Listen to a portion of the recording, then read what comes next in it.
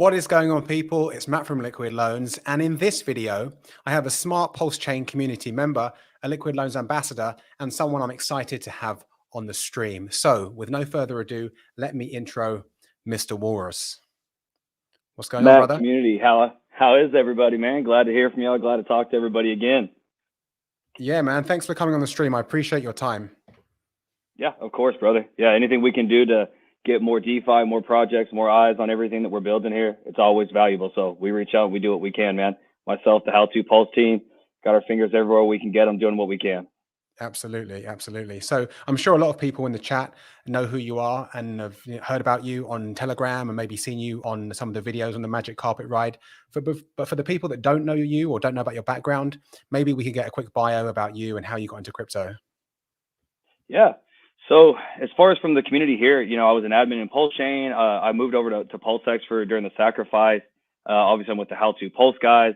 Done a lot with you, Jesse, Jex, the Scottish Dave. Kind of the whole crew. So very close with all the things that I think most of the community is really fond of and really involved with. So that's where most people know me. I actually got in crypto much longer before I kind of got into it seriously for the kind of the same story as everyone else. You see something, you're like, you see Bitcoin, and I've always been naturally a little more rebellious, kind of anti-authority, anti-establishment. Just most of us are by namesake, right? If you're an open-minded person, if you're a thinker, narrative doesn't really work that well. Like, no, I want answers, I want proof. I want to see what's really right. So, from that sort of, again, that very libertarian, very crypto cypherpunk kind of early spot. I was like, wait a minute. There's money not controlled by the government. I can go buy whatever I want with it. Pull it. Sign. This is cool. I'm in. Sign me up.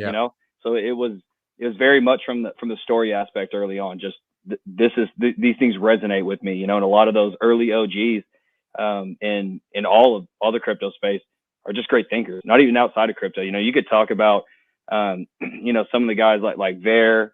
Obviously RH. Some of the Bitcoin core cats. Charlie Leaf for some of the negative things he did. All these guys have got kind of pros and cons and a lot of added things that go along with them, but they're very, very smart guys. So to me, the space was very alluring. I talked to Fluffy Pony from Monero and the Zcash guy. I can't remember his name. We had a discussion one time on Twitter, and the space was very, very alluring because there was just a lot of really, really intelligent guys pushing boundaries, looking for new things, right? They're just, it's privacy coins, it's money that spreads around, it's units of account. It was just very, very interesting and intriguing. And this is my little one I always bring up because I think it's really interesting to see how so many of us that seem refined and well-educated now, very, very shortly we're not. We were very, very new not that long ago.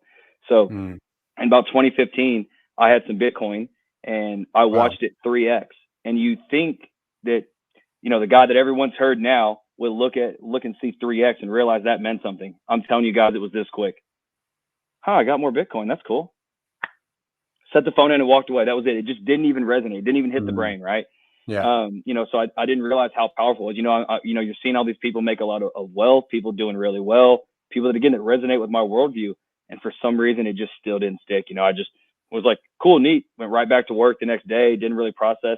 Got another kind of reinvigorated again around when a little bit with the Ethereum, but none of those things really caught my eye that early on. I kind of read about Ethereum, but I was watching it like a sport. I was like, oh, cool. There's a new team in crypto. This is interesting. Look at these guys, the Vitalik group is very, very different than the 2A, very libertarian, steak and potatoes guys you see in Bitcoin.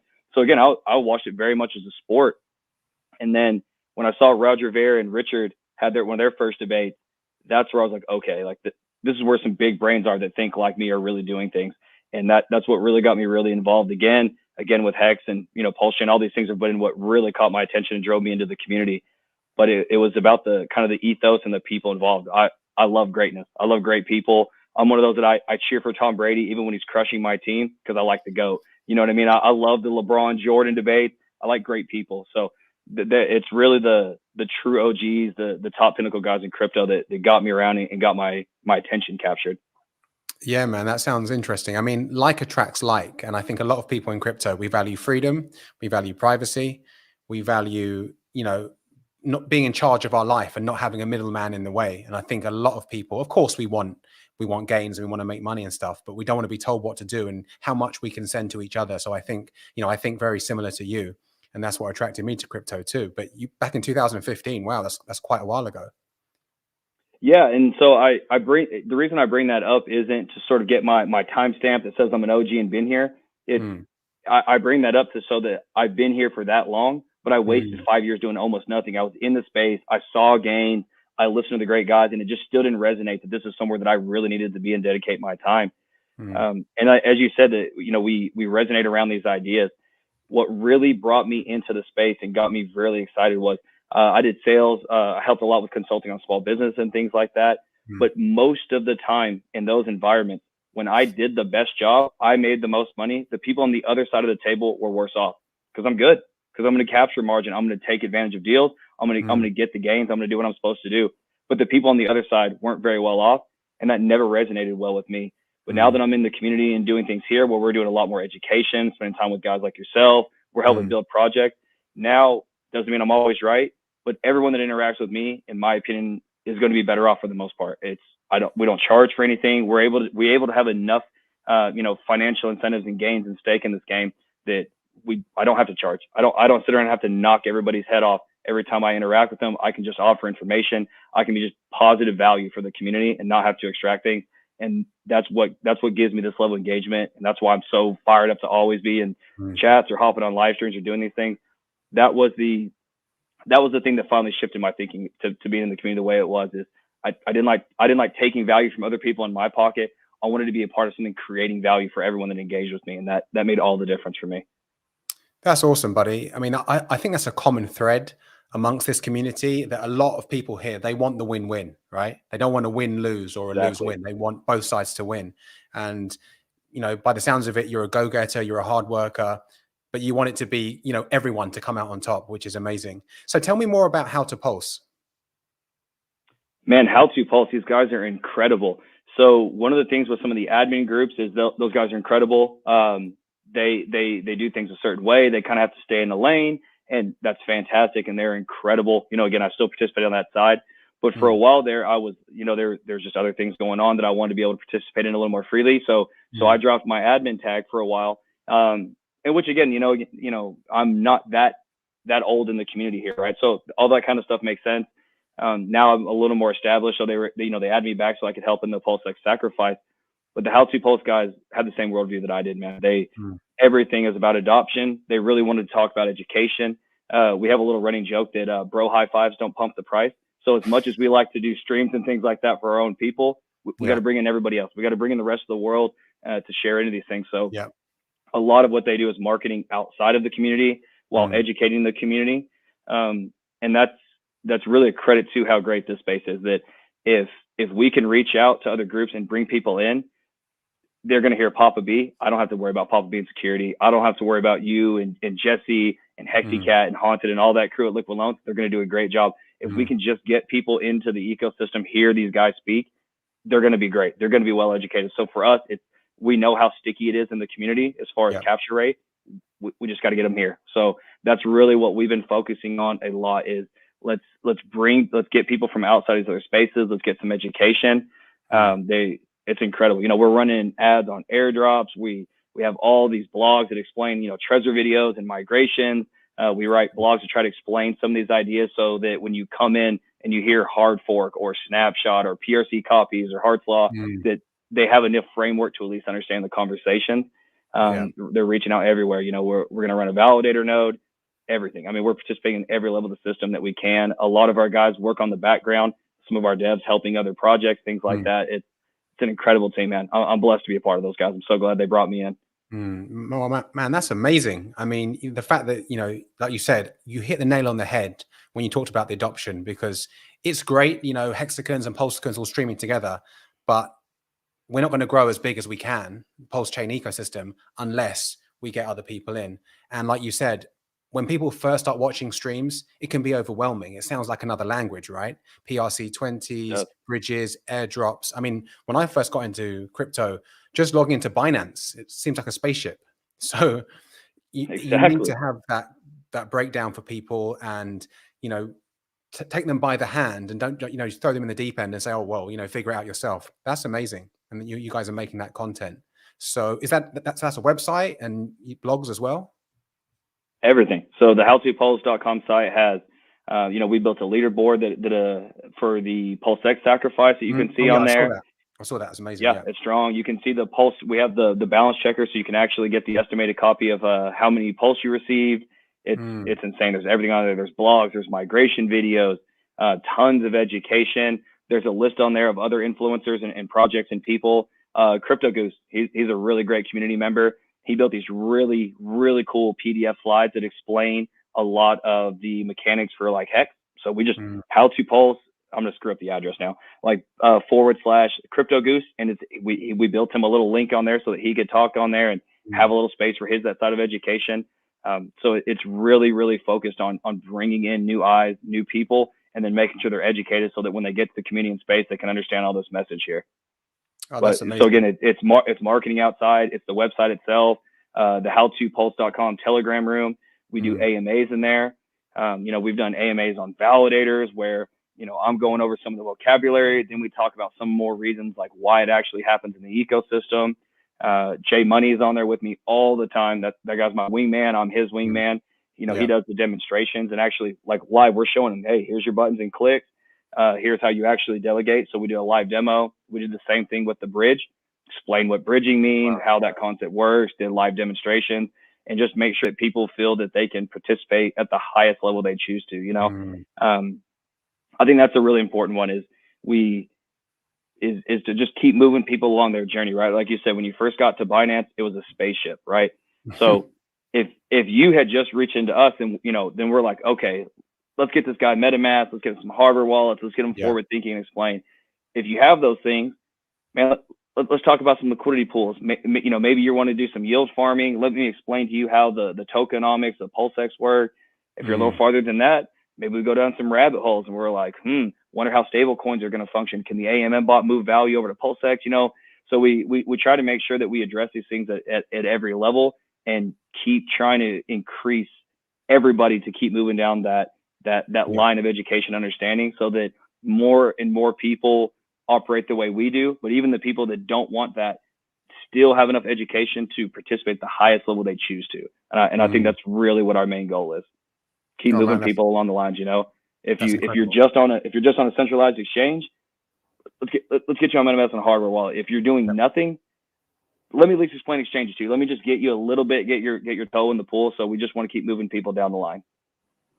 That's amazing. I didn't know you guys were going that far because it is a big deal. Like when I've got friends who I got into the PulseX SAC and, you know, these people just use Coinbase or whatever. And when you're teaching them, okay, you need to get MetaMask and you need to get a hardware wallet to be secure and then ETH gas fees, you know, a lot of them are like, okay, this is too much.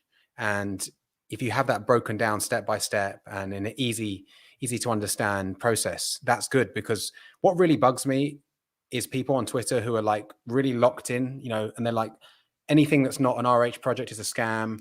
And, you know, anything that's coming over that isn't endorsed by RH is a scam. We need adoption on PulseChain, right? We need people to come over and we need to reach out outside of the community and not just stream with each other, but reach out to people like, you know, this channel as well. We're reaching out to people outside and going to have interviews with bigger names and just bring people in and get the word out there that, you know, this PulseChain is going to be this hard fork of Ethereum, cheaper, faster, more efficient. And everything that you own on Ethereum is going to be copied over and it needs to be spread and, you know, far and wide. So it's great what you guys are doing. That is amazing. I'll have to check it out and share it as well. So absolutely. PulseChain is, well, it seems around the corner. What are your thoughts on it? The ecosystem always around the corner and the launch date. It's always around the corner, right? Weeks. I think I get everyone's itchy fingers and hesitation. I think one thing that if you look at it from sort of, if we rewind like 6 months and you're looking at it and you're like, okay, this thing's going to be out in 2 months or any of those things. I think if you look at the state at which it would have launched then versus the state at which it's going to launch now is very different. We were, we're looking and we're like, okay, we need a Uniswap front end, go.hex needs to work, and we want a consensus code, right? That's where we were. Now there's there's you guys, there's all these brilliant projects that have the same ethos, worldview we do launching. There's a beautiful bridge. Pulse Ramp is, guys, that bridge is sexy. Look at that thing. That thing's amazing. That is a very, very well-built bridge. And for everyone who just saw what happened with Wormhole, they understand why that's important. Sure, yeah, that was awful.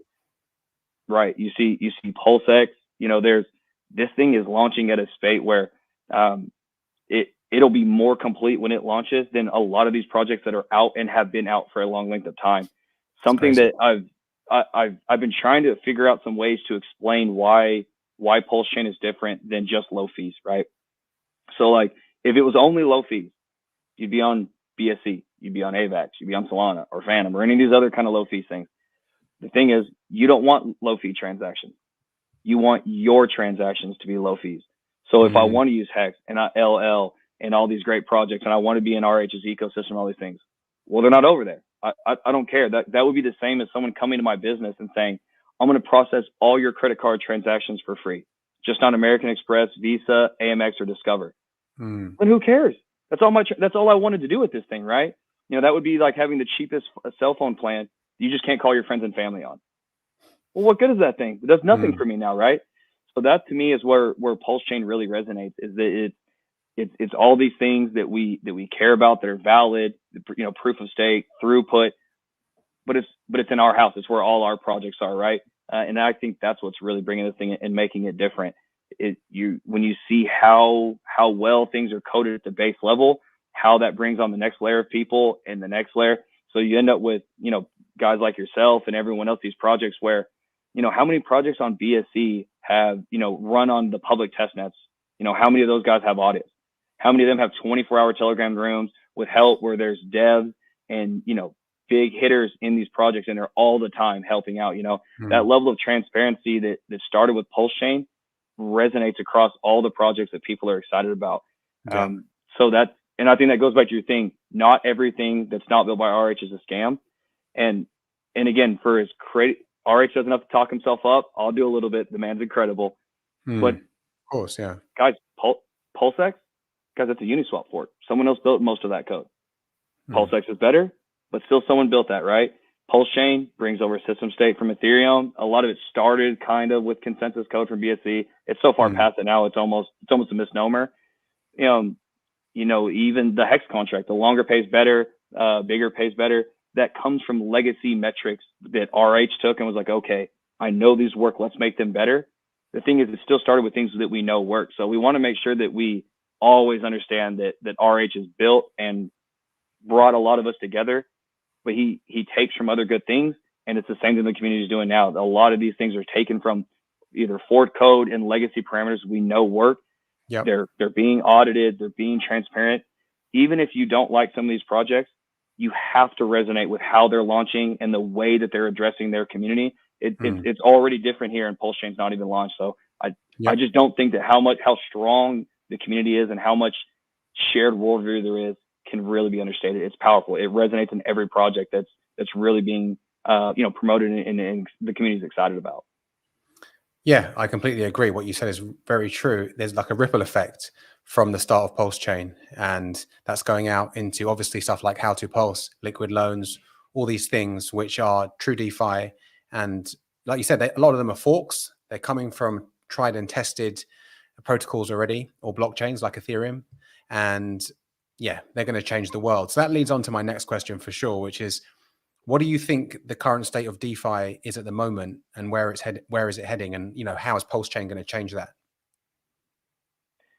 I think it's at a bit of a divergence. You know, we get more flack, and Liquid Loans has gotten more flack in a day than what Wormhole and Solana get. And their stuff's actually broken. People are actually losing money. It literally doesn't work. But you guys are scams. These guys spend time to make more videos about our working product than they spend knocking things that literally don't function. Like they break. It doesn't work. They just lost $333 million. It's nuts. $300 million just got whacked. And again, it gets talked about. I'm not saying that, but there's none of this scam. There's none of this hack. Like, you know, it's just unreasonable. So I think that we're seeing a divergence where narrative and big VC money is going one direction, and people who really want DeFi are going another. You know, there's either no admin keys or admin keys that are limited to a particular function. So PulseX has an admin key for one thing. It only works just for that feast create, that buy and burn, right? Yeah. It's not needed anywhere else. It doesn't hold everybody's bag. And you can see that even in projects that have admin keys, there's a reason for part of it, but why does it have access to all these other things, right? You know, same thing in bridges. You need an admin key for certain parts of functionality, but it doesn't mean that there's a wallet that can come in there and take the backs, right? That's an admin key that goes too far, that has no utility. It's just attack surface. It's just risk. So I think what we're seeing is that enough people have spent enough time in the space that they're comfortable using DeFi, right? You know, for the early part, it was, this is how I make my money. Now, how do I take my money back to the world to go do things? Well, now there's people that have been in the space for a decade, right? There's, you know, people since Ethereum has been around for 7 years. People are comfortable saying, okay, well, if all my money's here, maybe I can take a collateralized loan. Maybe I can use the other things. Maybe I can treat Hex as a long-term store of value, which, you know, we always call it a CD. I actually think it works kind of closer to a coupon bond, but, you know, it's kind of, you know, half of one, 6 dozen of another. But we're seeing more and more people that think, hey, I've made gains. I don't necessarily have to take them out. Of course, we always got to swap them over to the Lambo and the big house and the ring for the girl and all that stuff eventually. But we're seeing more and more people feel comfortable actually participating in the DeFi system for something other than big number APY, big number APR, right? All those things are still just number go up, but now we're seeing people who are comfortable using these things in a more utilitarian manner. And that's where projects like you guys, you know, again, even How to Pulse, doing education, understanding hardware, you know, multi-sig, we're seeing things that do things that are actually meant to do something other than just number go up. And that to me is where DeFi is at. You're seeing narrative and meme and big marketing and big VC go one way, and then no admin key, very limited admin key, audited, true DeFi products going out in the space and doing what people want them to do, and taking a few percent at a time away from the amount of people or the amount of things those people want to do where they have to go back to legacy. Yeah, no, I agree. I mean, that's a really, really good point, because I had the same issue when I first got in. The first question was, how do I get out? And my friend who'd been in crypto for a while was like, you don't want to get out. And I was like, what do you mean you don't want to get out? And I was just thinking, no, I want to, you know, make a 2x and then just sell. But as we see, you know, I mean, it doesn't even compare to legacy finance, interest rates, you know, the APY with staking and yield farming and what's not.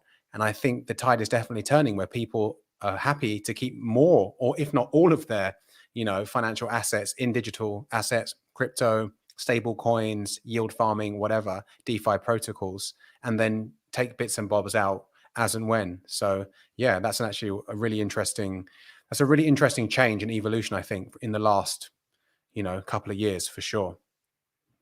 Well, and as you said, let's say you're a more average user, right? You got 10 grand, threw it in somewhere, it goes up 3x, you got 30 grand. For most people, if they don't come from a more financially literate place, or if they just, this was fun gambling to them, you know, in a lot of ways that it breaks down to that far for some users, they think, man, that Q looks kind of cool. It's all these purple and pink colors. That's neat. Cool. I'll bet on that ticker symbol, right? You know, that's where a lot of these things started. Yeah. But the longer those people spend time in the space, they're like, there's the stability pool. Honet's telling me I can make this if I add buy pressure. And you get more and more involved in the space. You become more literate with what one legacy terms, but also just what we're doing here. And you're more comfortable making your fake internet money do fake internet money things, right? Yeah. It's not just, okay, I put in 10x. If it 3x's, I'm buying a Camaro. I'm done. Cool. Pull it. I won, right? Yeah. And you're seeing that shift, both from the amount of education that's out there, the amount of functional products that are actually useful, and a lot of it is, again, just like time and market, right? So if you are an early Hex OG and you caught 10,000x or 3,000x or any of these things, and you have a couple $1 million, you don't need to spill a couple $1 million out, right? Like I've already bought the Camaro, already bought the car, already bought one of RH's watches. I don't have 12, but I got one, right? You're in that place.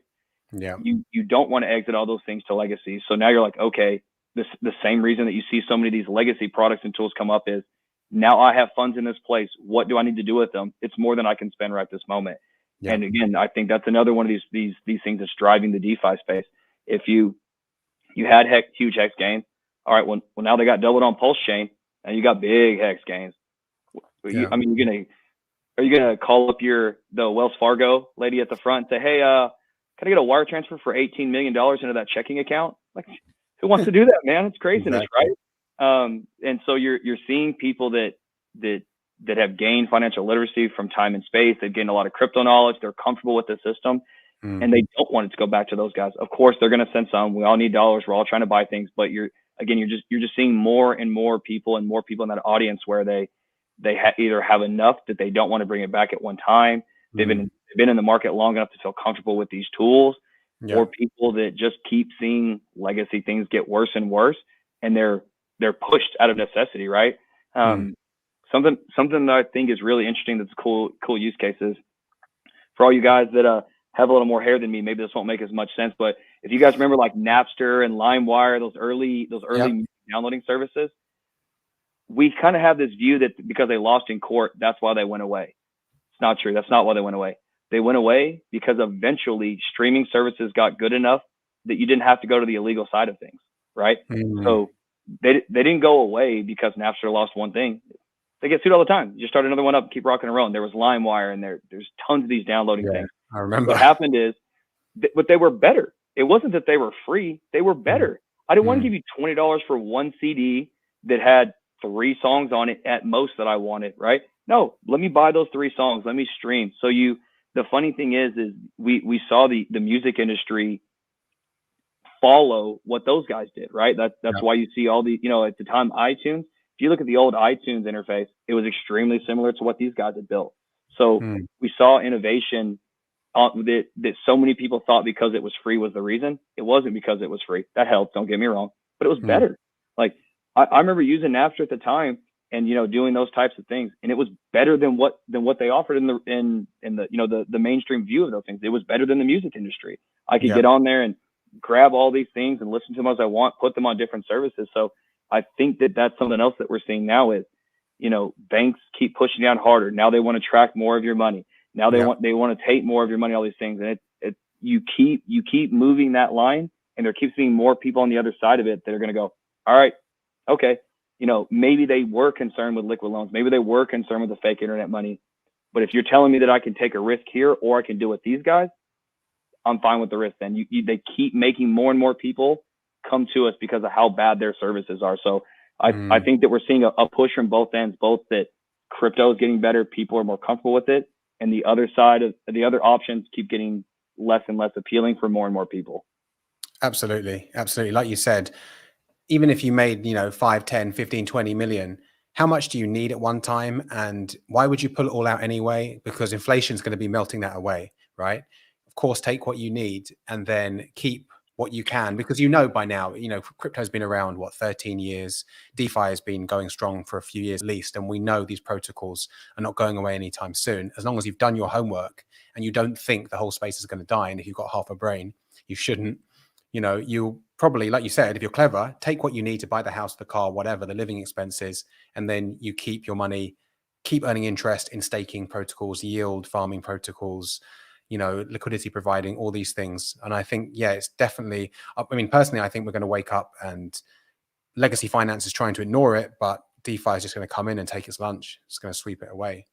So, well, I think the last thing on that point too, I think it's interesting that you're seeing more people in this space too, and we see it all the time. Of course, we get the Win Lambo, we get our $25,000 light up Louis bags and things like that. Like that's it's appealing to see those things, and a lot of times there's a novelty to them that's interesting. But I make the joke a lot of times in some of the smaller circles, like, you guys want to know what a hex flex is? It's 12 o'clock on Tuesday and I'm at home. True. Yeah. Yesterday I was out with Jay Money.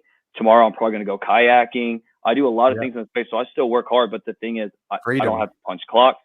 Exactly. And it resonates. We're seeing, it cracks me up, again, a couple of the how-to pulse guys, Jay Money, some of these guys were down here. There's a group of millionaires, and we're driving around in a Subaru 5 deep. Like, you know what I mean? Like, it's one of those things that it's, of course we all have some nice things. We like buying nice things, but for the most part, what we really wanted was to not be bothered, was to not have people constantly extracting value from what we were doing, and to be able to have time to go do these things. And so I think that's another side of this, DeFi and crypto movement is that it's freeing from some of these ties that we're trying to disengage from in general. You know, these just some toxic aspects of culture where, you know, if you're a billionaire and you want a $300,000 watch, have at it, man. All right, they're cool, buddy. I love them, man. And I think that they bring in a lot of people, and I think they inspire a lot of good things, you know. And the other side of that is every time RH or one of these cats buy something expensive, there's also really, really talented engineers on the other side who get to build beautiful things. So there's, I think sometimes we look at even very expensive things as just like extravagance on one side.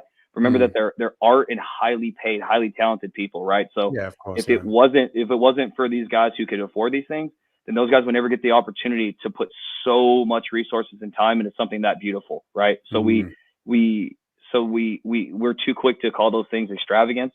Sometimes they can be. And again, if you're financing them, all right, well, that's one thing. But if you're able to just put that amount of beauty, resources, and time and creativity into something, they're powerful as well. And so I just think that we're seeing some changes, society where people just they just wanted to be able to buy the house, the land, spend time with friends, family, do things that are very valuable to them specifically, not just the social signaling. And again, I think that resonates with what we're building.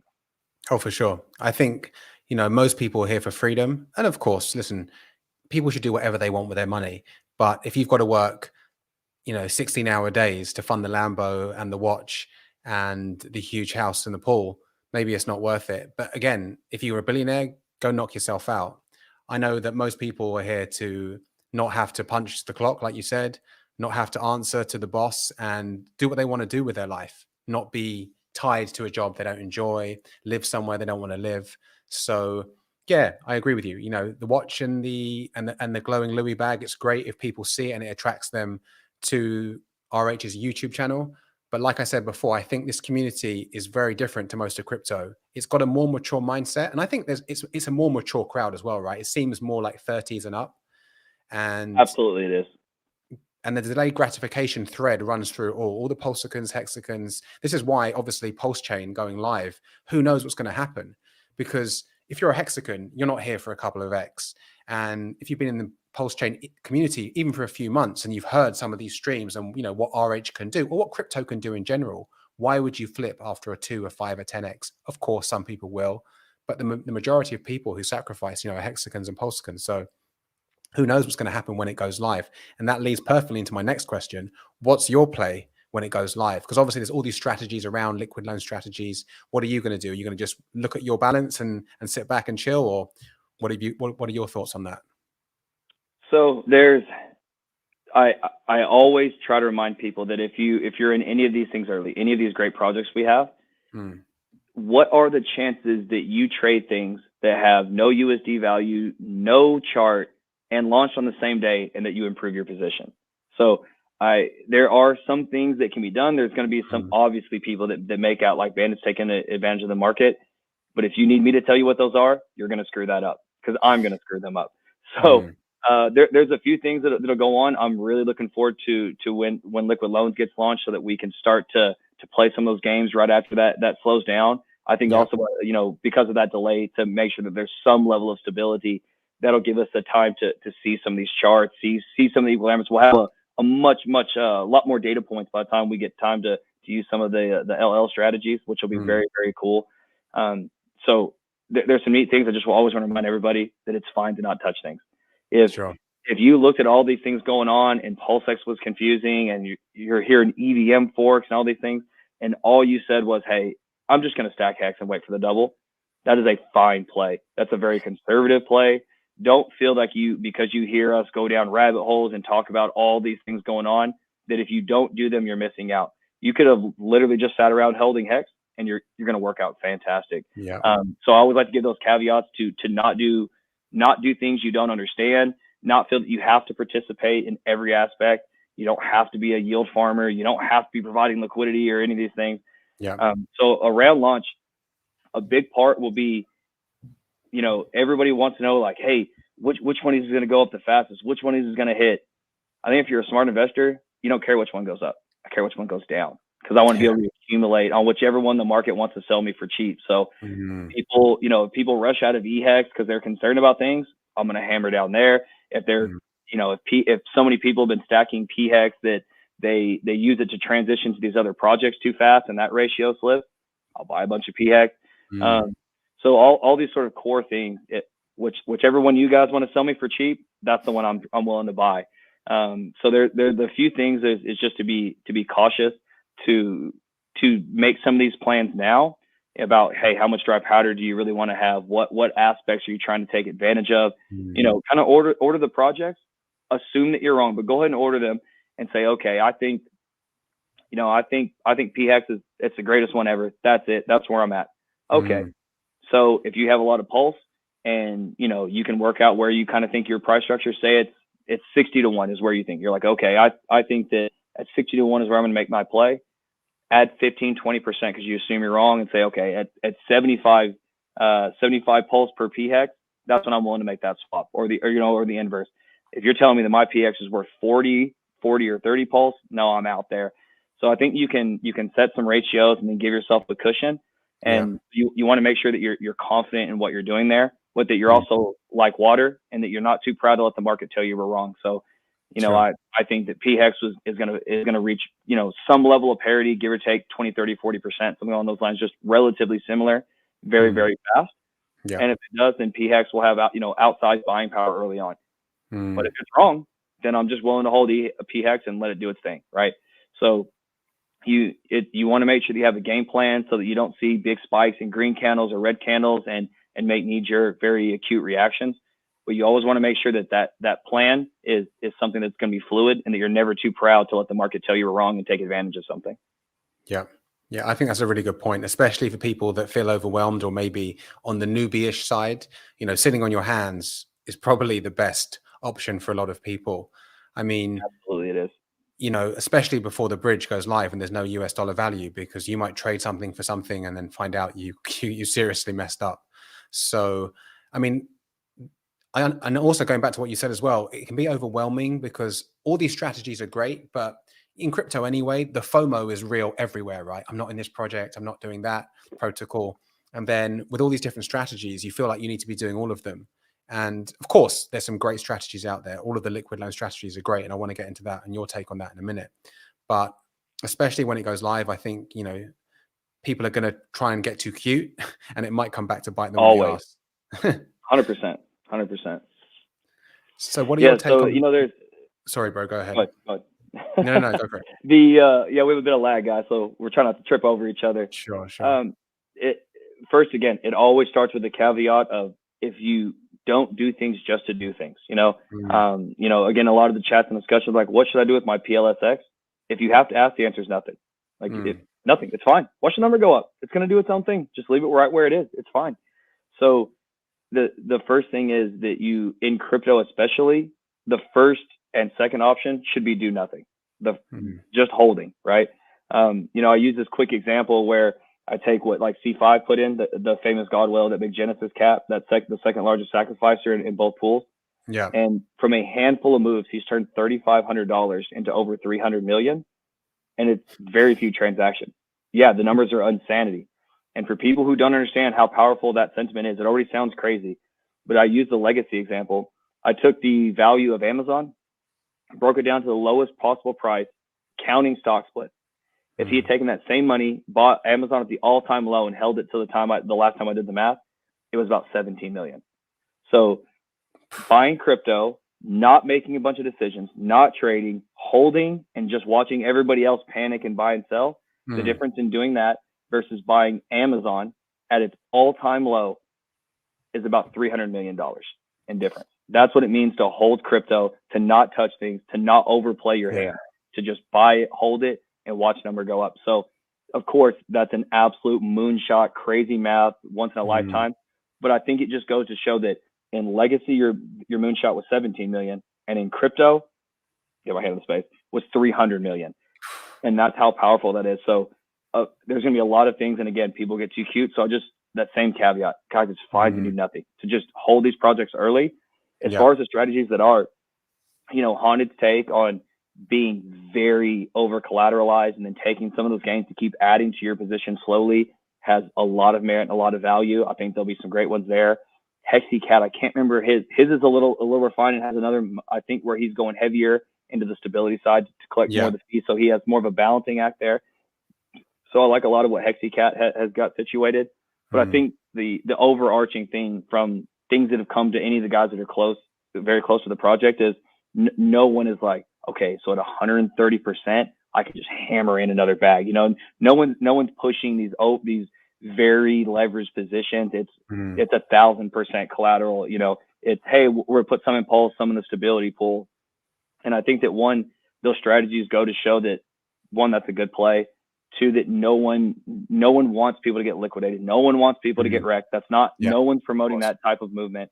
And then I think that the more people that follow that side of it, the more healthy the stability pool and the overall ecosystem will be. The more people who play it hyper safe, the more people who can play it very aggressive and still keep a very strong symbiosis there and be very balanced. So I think a lot of it is just very overarching to be safe, to be constructive, to use these things effectively. And again, the more people that do that, the more that balances out the people who are too aggressive at some points. Just kind of looking at it from both what you should do and also kind of the worst case of things. I think everyone's done a great job of saying, hey, there are some inherent risks here. Be safe, be over collateralized, and it's it's not 200-300%. It's 1,000%. Pushing it all the way to the edge, being hyper safe. I think that resonates well. Those have been things that have been very popular. Yeah, I think if you've been around the community even for a few weeks or a few months watching content, you should know now that nobody's telling you to be risky with your plays. Over collateralize. Nobody wants anyone to lose their pulse, and just do your own research and don't take the risks if you don't have to. Like you said, it's not about rushing into things and maybe regretting it down the line. So over collateralizing, like that haunted strategy, which is like 1,000%, always stay 1,000%, which would see the market retrace by about 89%, 90% before you were up for liquidation. So yeah, I think that is the underlying thread through a lot of the PulseChain community, the liquid loans strategies as well. But just going back to one thing you said before about the 17 million that you would have got from the Amazon stock versus the 300 million that the Genesis whale had. And what RH said before on many streams, if you get this crypto thing right, you don't have to worry about anything else. You don't have to worry about gold, precious metals, or stocks, or shares, or bonds, or commodities, right? You get crypto right, you're set for life. So you said he changed the Genesis whale, changed 3,000 or invested 3,000. Is that in the ICO of Ethereum? 35, yeah, $3,500. He took $3,500 in Bitcoin, put that into the ICO for Ethereum. And then that big number there is also factoring a few of his hex plays. So it's over 7 years. The transactions that really accrued that well, it's like 5 or 6. He basically bought Ethereum, did a few smaller things if you look through the wallet, and then 5 or 6 bigger dips into hex. So I mean, again, we're talking about averaging essentially of transactions of real merit, 3 a year, maybe over the course of that whale's ownership of the ETH wallet. So again, that's why we want to keep leaning back to, any of these things will make great sense if you understand them, if you use them properly, if you don't over leverage or over commit to one position, and not engaging in any of them is more than fine. Just be safe. If you're going to do the liquidity side, be very understanding, listen to the community, look at what safe ratios are. Don't commit your whole bag. The same thing with any LL strategy, the same thing with, Hedron or any of these other cool things being built. Just take your time, understand mechanics, don't overcommit any of your bags. If you're doing any of these things and you look at the community and the amount of hype around them, you're winning the lottery in slow motion. Why risk principle? Be safe with things, guys. Like, these coins are going to be valuable. And I think that's another thing about the community that's really powerful. I actually made a joke. I was teasing Kareem for being late to the last meetup. And I was like, Kareem's here for 15 years. He's in no rush. And while I did that just kind of being cheeky, I also realized that, maybe that's the reason we're pretty nice to each other. Maybe that's the reason we like to hang out, because we're all going to be here for 15 years. You know what I mean? Yeah. We're going to be here for 5 times longer than the average marriage here in the States. So yeah, we got to like each other. We should probably be pretty nice, right? That's true. I can get rid of the misses way easier than I can get rid of you guys. So, and we're all together for 15 years going anywhere. Yep. So I think that's why these things are powerful. I don't want to see you guys get wrecked. I don't want people getting scammed on the east side. I want you guys to hold that value, share my worldview, and keep participating in the same systems as me. So these things matter. We genuinely care about each other, because everybody else, like, I can't pump the price by myself. You know what I mean? If I'm the only one holding coins, they're not worth anything. So we need everyone else to come in and play, their funds to be safe, for them to participate and get value out of that, right? You know, that was, again, the big reason why I got here in the first place. So it resonates. It matters. We want to take care of each other. 100%, man. 100%. Like I said, this community is different to the rest of crypto, and a lot of people are helpful. They're more mature. They want that win-win mindset. But what you just said before, I can't believe, well, I can believe it actually. You know, 6 or 7 transactions over 7 years turned $3,500 into 300 million. The funny thing is, in life, the tech changes in life, but you know, the principles, the pillars of life don't really change. I think Warren Buffett's been saying it for years, right? Time in the market, not trying to time the market. And that doesn't change. That guy is not in crypto at all. He doesn't like it, but still, it's the same principles in self-development or investment. You know, sitting on a good idea or a good investment is going to be so much more profitable than trying to jump in and out and scalp the market and all that stuff, and probably losing your ass in the meantime too. So, absolutely, you know, do what the smart money's doing in life. And obviously the God whale is smart money. And that's why I go back to greatness. You know, even when greatness doesn't really correspond with me, like, you just have to love those guys, you know. You know, there's another guy named Jocko. He's a Navy SEAL guy. He's been on, like, most people know him from, like, Joe Rogan. Yeah, I like that guy. Discipline equals freedom. Exactly. So that's one of those big things too. Whenever I tease people and they're like, "Yo, I work really, really hard and this and that," and I'll be like, "Okay, what do you do at 4:30?" That's one of my, like, quick jokes. So just so everyone knows, I don't wake up at 4:30. But if you guys have been on Telegram, you guys would know that I've been up till 4:30 plenty of times with everybody. So I think when you just see, like, what it takes for those guys to be great, they understand, they just have a really good worldview on how things work in general. And that stuff resonates. So when you see, like you said, time and time again, hyper successful people doing the same things, those are probably good things to do. Yep. Take advice from people who are where you want to be. And that's the same in sports, in hobbies you're following, in investing. You know, follow the smart money. And like I said, that goes across all boards in life. If someone has what you want or has done what you want, then obviously, and your path is never going to be the same as them exactly, but success leaves clues for sure. So if it's orientation, right? Sorry, man. It's orientation, right? We're not going to be on the same path, but we're loosely headed to the same area. So you know, those guys will just orient you in the right general direction is what's powerful.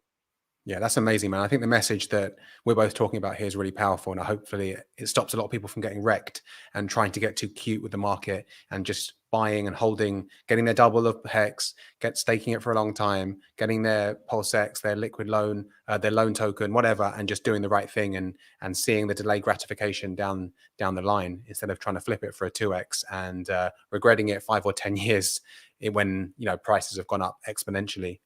So another thing I want to talk about, sorry to put you on the spot, but of course, everyone loves a pulse price prediction, you know, short term, long term, 3, 6, 12 months. Any ideas on that? You know, I'm one of those that famously, I kind of ride with RH on that, but I don't make price predictions. Okay. I feel like price predictions almost kind of go along with taking some value. If I put too high a price prediction, I feel like that's a little more too encouraging to actually sell. But I made this statement before that I don't bet on 10,000 X's because 10,000 X's are a tail event, right? If you look at math, anything that's a very unlikely distribution is a tail event, right? If you look at kind of like Pareto distributions, any of those things.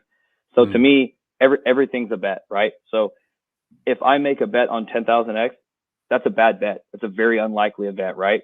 But everything that's 10,000X went up 1,000X. Everything that went up 1,000X went up 100X, and then everything went up 100X went up 10X. So lots of things can 10X. So I can look at things that say, will this project 10X? So we got a community that's 60,000 plus in PulseChain that's 40,000 plus. You know, LL's not even here yet, and it's on top of a project that hasn't here yet. I think there's 8,000 in that room. You know, all these, you know, there's billions in value. You just see all these markers of a strong community, and you're like, okay, that deck's loaded. You know, you look at previous projects that don't have the same level of community, that don't have the same level of investment, that don't have the same level of coding, that have done similar things. You look at the, you know, the distribution of wallets, and you can say that, okay, this thing looks the deck looks so stacked for, say, 10X. Once it does that, you know, then we're gonna have a little more chart. It'll be launched. It'll be tangible. we'll have more information to look ahead. And if you just sort of look at the aspects of things that end up being very, very valuable, they correlate a lot with what we're seeing here in this marketplace. So in every time you get another break point, you have more data points to sort of look and make that decision again to say, hey, is this thing going to keep going? And that's where, you hear, RH say, don't look at market cap or any individual metric. Look at the things that keep going up in value that high, and does this thing have those aspects? So, layer one solutions, things that have great projects on top, things that have vibrant communities, that have powerful devs, things that are, proof of stake improvements on technology. These are things that become very valuable. And it's hard for us to find any metric that you want to measure a project on to say, is this thing going to be valuable? I don't know what metric you would look at this community, these projects, and say, no, I'm not hyper bullish on them. So that's my fence sitting take of saying these things are going to do extremely well. And I don't know how you could be any more confident in a project, a team, and a community. Yeah, I agreed. I think, like I said, if you've done your own research, even if you just scratch the surface and watch a little bit of the content or listen to RH or just looking at the tokenomics around the whole system, then yeah, I mean, obviously there's so many strategies you could do, but we are both reiterating, buying and holding and not trying to get too cute is probably going to help a lot of people change their lives.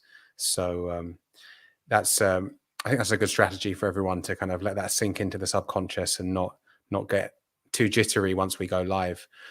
Putting price aside for a minute, what do you think the ecosystem looks like in terms of 6-12 months? What's been built on it, the amount of people that have come over from other chains. What do you think about that? Yeah, absolutely. I'm going to close my cam for just 1 second while I answer this. So to me, what's so valuable is, again, it comes back to that earlier comment I made on some of these networks. What do I care they have low fees if it's none of the transactions that I actually want to make? And I think that's what's so powerful here on PulseChain is the network is fantastic. But again, what do I care about a network that doesn't have any of the things that I want to do on it? So, I think that PulseChain will have more projects of value than what you're seeing on the majority of these chains that have been up for years already. Again, it's projects that you want to participate in. I mean, it's just so unbelievable. There's guys already working on, we're going to have bridges to multiple other networks very, very quickly on top of just the Pulse ramp, where we already have privacy force of Tornado Cash and things being worked on. We just have so much already in the ecosystem, second layer contracts being built on top of Hex, the DeFi side with what Liquid Loans is doing. It's already vibrant. It's not even here yet. I mean, how many things of value do you see on BSC? And I think that comes from both the community, the network. I don't want to rag on too much, but for anyone that kept up with what the dev team had to do for some of the code they pulled from there, it was a travesty how out of date and just poorly written some of those things were done. So a lot of issues. Yeah, and we already have it. I mean, again, I think this thing will launch, and again, you say launch, you give it the first, even, I'm not even talking about 6 months, I'm talking about 30, 60, 70 days. You're gonna, I mean, we already have stores of value. There's collateralized. There's second layer contracts being built on top of Hex. There's, there's guys trying to do things like onboarding, like KG and the Internet Money team. There's Victor's got that free Pulse thing that's kind of engaging and cool. You're just already seeing guys reach out and keep building cooler and cooler stuff. The How to Pulse guys, they're operating on every part of the ecosystem. It's already different to me. Is it? I don't want to rag too much, but is it any surprise to people that the network that's crashed 6 times also got their bridge hacked? Weird. Yeah, it shouldn't be a surprise, should it? I think part of the reason that you see so much bad projects on BSC is if you were going to build a business, would you want to build it in the worst neighborhood in your city? So when you have, again, kind of a bad building block in the beginning, a network that's out of date, maybe those are things that don't directly matter to us as users, but they matter to the people who build the things we want to use, right? So, maybe we don't talk to, again, it's sort of a real life example. Maybe you don't know who's on your city council. what the people building businesses in your city, they do, right? Mm. So if you want, these, local business, coffee shops, all these things, well, they care about what, zoning regulations go on. They care about quality of water, like taxation, all these things that maybe we kind of take for granted from a 3,000 foot view. We don't care. We just want a cool local coffee shop. We want all these utilities and services around. Yeah. But the people who are building those, they care about what goes on. And I think that's why on these, these networks I think the only good thing on BSC is Pancake Swap, and it's just a way to swapping these things around, right? There's just nothing there that's especially engaging, because I don't think people want to build there. So yeah. But here we already have these quality projects that are getting built, and it's not even here yet. So I think just looking forward, if you're looking at having this much quality, audited, safe things that are already built in the way the majority of the community wants to engage, 6-12 months, once this thing's even here, it's going to be even crazier. How many testnets have had this many nodes, this many people testing on them before? It's incredible. Again, it's one of those things where you can't look at a metric and not be excited. There's 20 plus validators running, projects, there's sacrifice, there's all these things getting ready. And again, that kind of, to me, again, goes back to even that little bit of a delay. Maybe it didn't launch when we wanted it, but it's gonna be launching in such a more full state than what was ever intended. And it's just growing so fast. And they're not just projects that might have good value. They're projects that I personally want to engage in. And that's what's so valuable. Absolutely, man. Absolutely. Do you want to answer this question? How big do you think Liquid Loans will be? Massive. It's huge. It's for a number of reasons. When I very first was talking to Jesse and Jexa and some of those guys early on, I actually didn't even care about the loan side. I was like, okay, cool. There's been other crypto utilities that are similar on that side. Yeah. And that was nothing I'd ever felt the need to utilize. What got me is I was like, wait a minute, you guys are building an algorithmic stablecoin backed by Pulse. I'm in. This is cool. There's that was already really valuable to me. So I think that when you see the quality of what the stablecoin could do, when you see that there's access for things like Haunted and HexiCat and these guys using it, and also just, again, it'll be more and more, I guess, more traditional uses of the collateralized loan side. It's a fantastic tool to have in the space. So it's something that there's already multiple uses for. And what I think is an especially powerful thing for LL is that you don't have to ever participate in LL to be better off. If you're on PulseChain, if you're on PulseX, if you're in Hex, if you're any of those OGs, if you never touch it, you're still going to be better off that LL's here. It's going to bring people into the ecosystem that may have never come because they wanted an option like this. Well, now they've got an option. Now they can come play. There'll be people that interacted in Pulse. There'll be people that move Hex gains around. There's just transaction volume and value on chain. People who never touch LL will still be better off in the ecosystem that it's here, let alone everyone who uses it in a great way to do haunted strategy, to do HexiCat strategy. Someone like me who can just take advantage of the fact that hopefully projects that I engage in use USDL versus USDC to have less counterparty risk on some of these aspects. So it's going to have a one of those things where if you use it, it'll be fantastic. And if you don't use it, you're probably not even going to notice all the places where it improved the ecosystem. It's good stuff, man. It's just, you want tools, whether or not you use these things or not.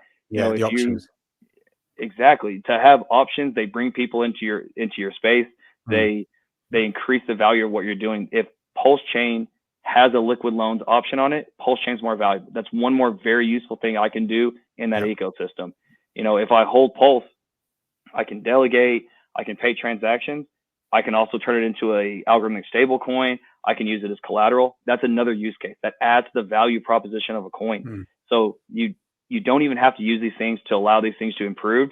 And again, for everyone that's, that's more of an RH maximalist and those things, and there's some merit to that, you should just be happy that there's more and more options being built that are of quality in your ecosystem.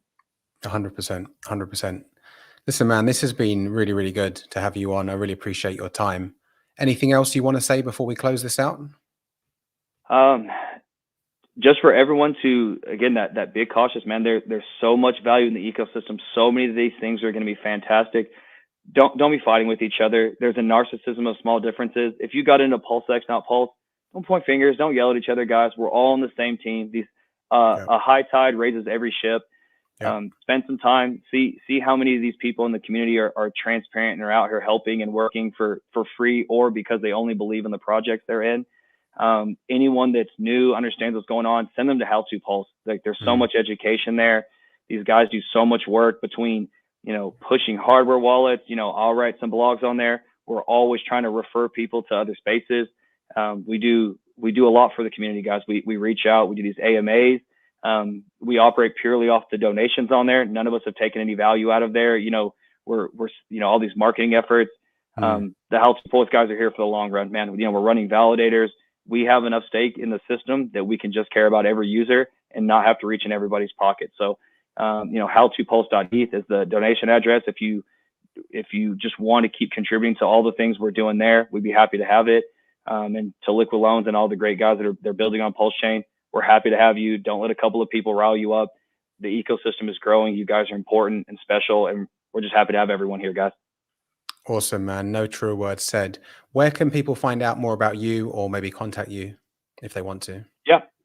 So I have a Twitter that was mostly just because now there's so many rooms on there. I actually don't even know my Twitter handle. It's like WaLLrus and a bunch of numbers. That's how good of an influencer I am, guys. I literally can't even show my own stuff. I don't pay enough attention. Telegram is by far the easiest. Everything with How to Pulse comes to me and those guys. So if you want to message on the site, if you want to go to the YouTube we have there, we just open up an Instagram, our Telegram room. Anything How to Pulse, you guys can always get to me there. I prefer to use those guys because it's always the people behind the words that don't get enough of the credit. I don't build stuff on websites. I can't build Liquid Loans. I can't build any of these things. I'm just a good translator in the front, and those are the guys that really deserve all that credit that people give me. And I'm probably you too. You're probably overrated, man. It's probably the guys behind us that are doing all the hard stuff. You know what I mean? So we want to make sure that we give those guys a lot of love, but I'm on Telegram, and anything How to Pulse, you can get with me and the team in there. We'll do whatever we can for everybody. Awesome, buddy. Well, thanks for your time. Listen, this has been amazing. And if someone's not pumped after watching this, I can't really help them. But man, you have to come back on the stream once we go live with PulseChain and everything, and catch up and update more then. Absolutely. It was a pleasure, man. And I know sometimes I'm just with the chaotic skills and everything getting around, I'm not always easy to get a hold of, man. Thanks for keep beating down the door and finally getting me on here, man. I'm glad we got a chance to talk. We're all busy, man. It's fine. But thanks again, man. I appreciate you, and take care. We'll speak soon. Love y'all, community. Thanks, guys. Guys, if you are not pumped after that, I mean, WaLLrus's take on everything is amazing. All of his views on, the community, how we should work together. So true. So true. So guys, if you like that video, do hit that subscribe button and that bell icon so you're notified every time we drop new videos and content, which is pretty much on the daily at the moment. You can also tap the like button, share the video with someone who you think it may benefit. And also, if you're watching the playback, you can drop a comment for the algo. It does help us out. Thanks again for watching, guys, and I'll see you on the next one. Peace.